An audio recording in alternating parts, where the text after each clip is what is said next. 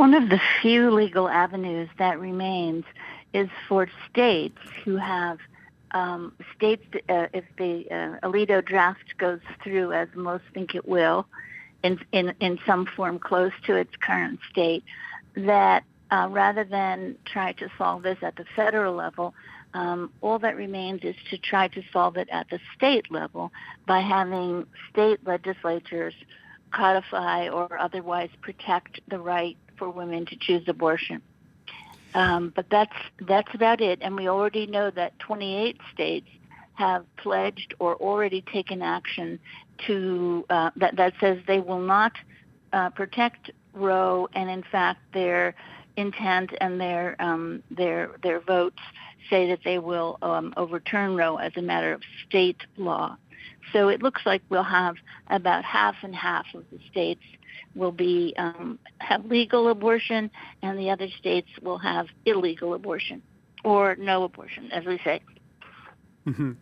And returning to that draft opinion by Judge Alito, which was leaked on May 2nd, how much can that actually change or be amended before the court actually rules on it this summer?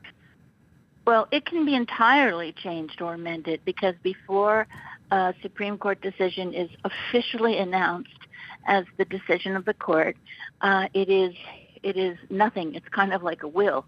You can change your will until right before you die, and it's up to you.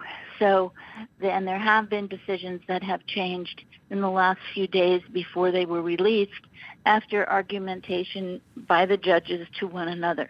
So it's not impossible, but it doesn't look very, very likely, because we have such a strong and kind of fervent conservative branch of the Supreme Court now, 6 members who have in various places said that they have not favored the Roe case.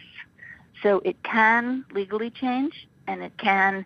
There is no reason why it couldn't, except for the will of the conservative justices. And you sort of hinted at it earlier, but could you give us a sense of what a post-Roe America would look like from a legal standpoint?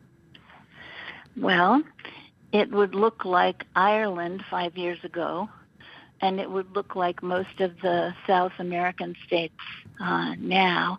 It would be a country that had, although actually those were national decisions barring abortion throughout the entire country.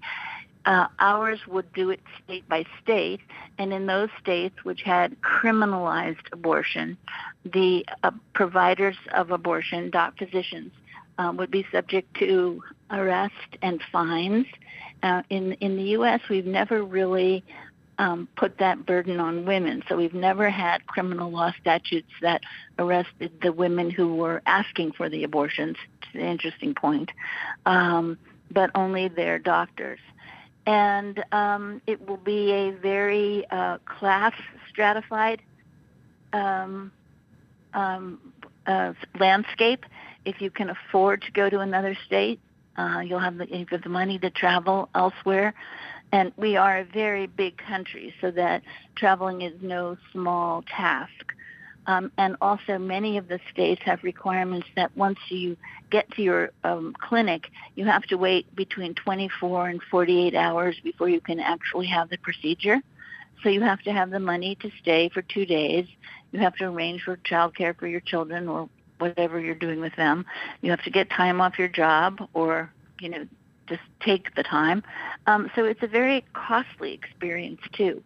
And it's emotionally very difficult, because it is an extremely stigmatized thing to do.